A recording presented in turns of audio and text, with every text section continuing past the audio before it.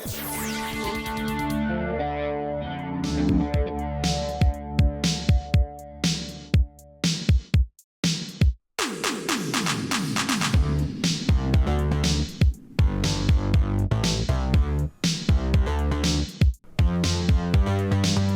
guys, welcome to TFL Off-Road. Behind me is the brand new Toyota Prime, one of the most important Toyotas in recent history, and today we're going to take it off-road.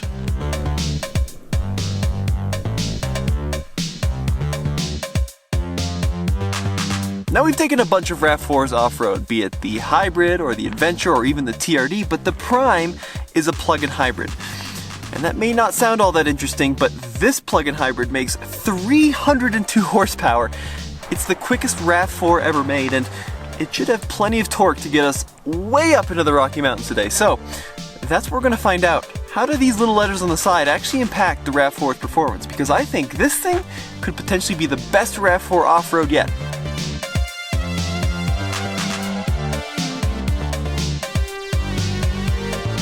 Now at the front of the RAV4, things start out pretty normal. You'll find a 2.5 liter 4-cylinder gasoline engine under the hood. Not all that different from every other RAV4, but things start to get interesting when you head out back.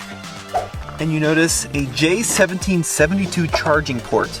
You see, this RAV4 not only has a gasoline engine, it has a 17.8 kilowatt hour battery pack, which for a plug-in hybrid is just massive.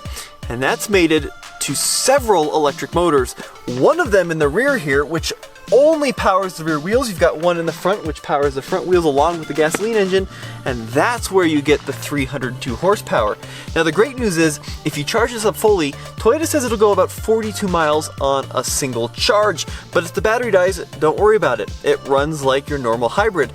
And the best part is, because the car is smart enough to always keep a reserve in the battery, you don't lose performance if the battery goes flat.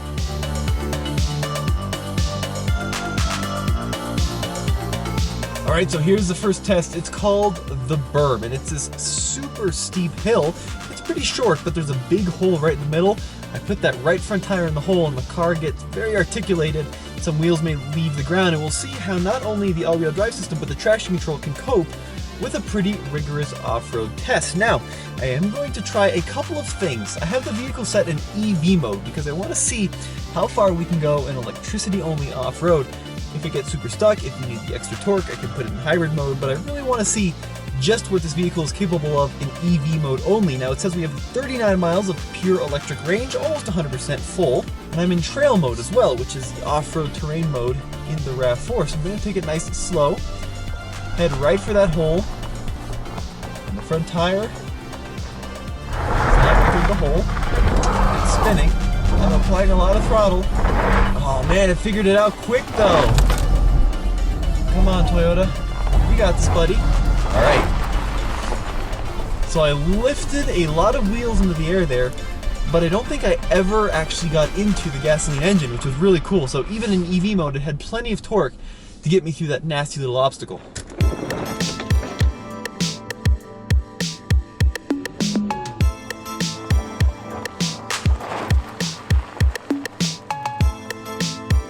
Once you get past the fact that the RAV4 Prime will take most Focus STs and Golf GTIs from a stoplight to 60 miles an hour, the rest of the RAV4 is pretty typical RAV4. You've got the beautifully made Toyota interior with stitching across the dash here, dual zone automatic climate control, heated and cooled front seats, you've got Qi wireless charging, you've got leather wrapped steering wheel, 9-inch touchscreen display, you have a heads up display. It's actually pretty Lexus-like in here because this one is the top of the line XSE. But don't think it comes cheap. $49,461. That is a lot of money for a RAV4, albeit one with a lot of performance and comfort and luxury, but almost 50 grand for this fully loaded XSE model. And then there comes the question of availability. Good luck finding one, because this first year of production is going to be super limited, something like 5,000 units, and most of those have already been accounted for.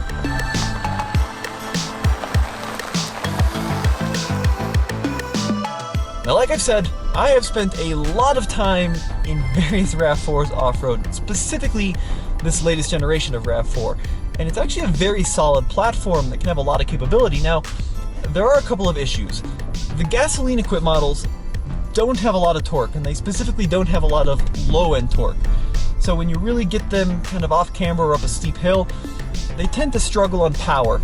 There's also, of course, no low range. And then you get to the hybrid models. Now, the hybrid models have the electric component, which means they do have a lot of low-end torque, but they start to struggle with traction because the hybrid RAV4 has no mechanical connection, no drive shaft between the front and the rear axle. So when you point them up a really steep hill, they have the torque specifically in the front end, but the rear end kind of struggles a little bit. Now, the Prime still uses a similar system. There's no drive shaft between the front and the rear, but because it has such a big battery, it has massive motors, which means they have a lot of torque, which means when I point this thing uphill, it should have not only the power, but the traction to get the job done. Now, obviously, you're probably not going to take your RAV4 into something as extreme as we are doing today, but the point is, these cars are crossovers. Here in Colorado, people use crossovers to go camping and to get to the cool hiking spots. And if it can complete the off-road test in this extreme environment, it will probably get you to that really cool camping point.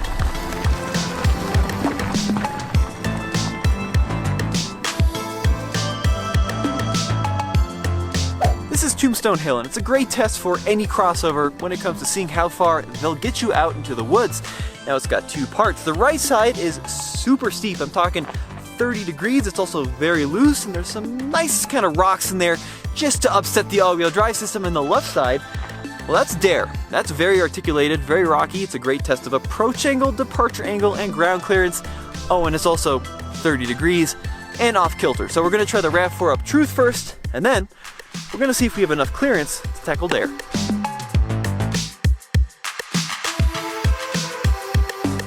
This is a good test.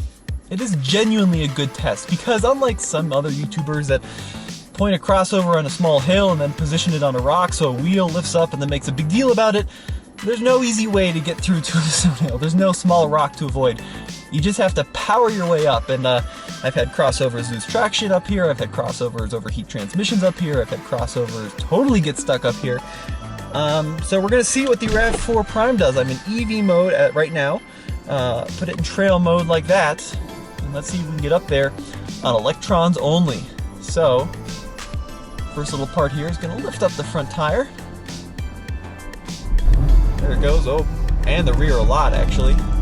Heavily articulated. The traction control is grabbing the spinning tire and forcing power to the wheel with traction, and this is a 30-degree hill right now, and even on EV mode only, plenty of torque, believe it or not, to get up here. I have throttle in reserve. I'm not sure I can say that about just about any other crossover in this segment. The amount of torque that comes out of the system is just absurd. It's insane how much you can get out of this system. Let me go to the menu. Let me see where the power's going here on this little display. Yeah, no, we haven't kicked on the gas engine. We're still in EV only. Come on, car. Pretty good traction too, not the best. Now these are just standard all seasons. The XSE does have massive wheels, far too big for my liking and far too big for really this stuff, if I'm being honest. But even still, I can't air them down because I lose all sidewall. Even at street PSI, we made it up that with fairly little difficulty, and we're still cruising around in EV mode. This is amazing. This is the future. I do believe this is the future. If we can get battery technology to a point where you're not going to be worried about finding a charge point out in the wilderness, I mean, this is going to take over gasoline engines like that.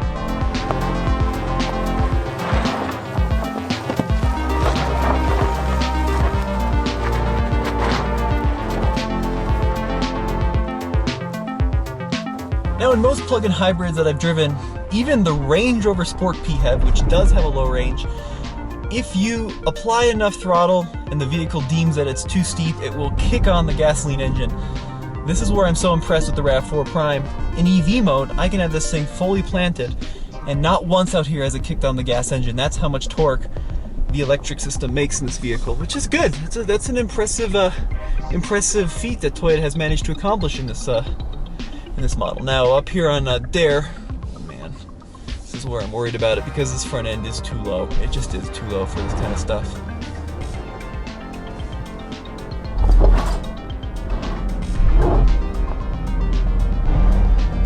Come on, Toyota. Figure it out. Alright, I'm floored now. as good as I was hoping it to be there. This is where you really would like a locking differential. Let me kind of take a different approach at it. Get it all tippy. And then crossing over the ravine. Let's see what happens here.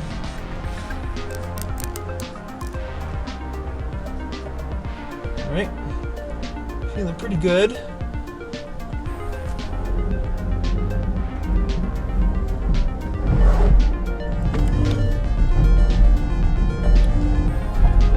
Alright, good.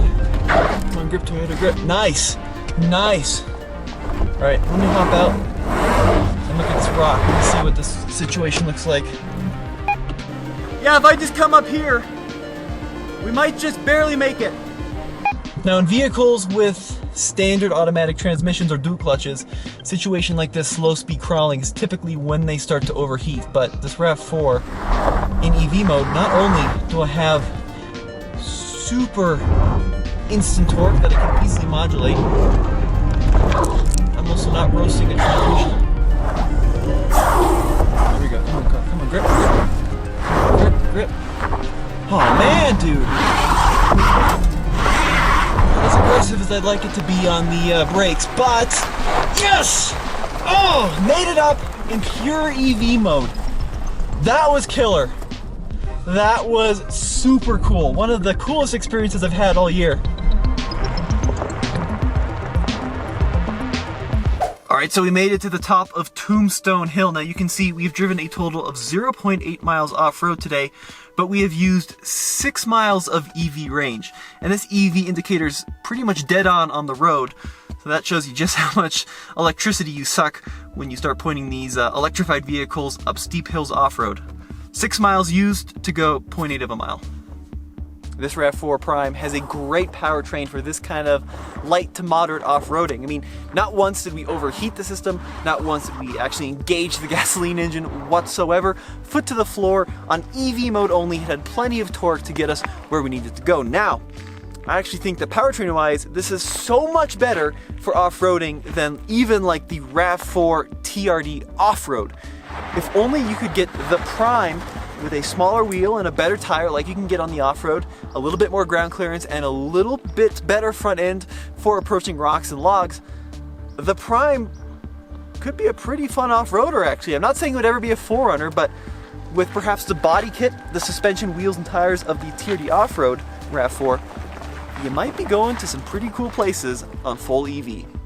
Well, as always, this is Tommy with the Fastlane Car and the Fastlane Off-Road. Check out TFLoffroad.com for the latest and greatest in new car reviews.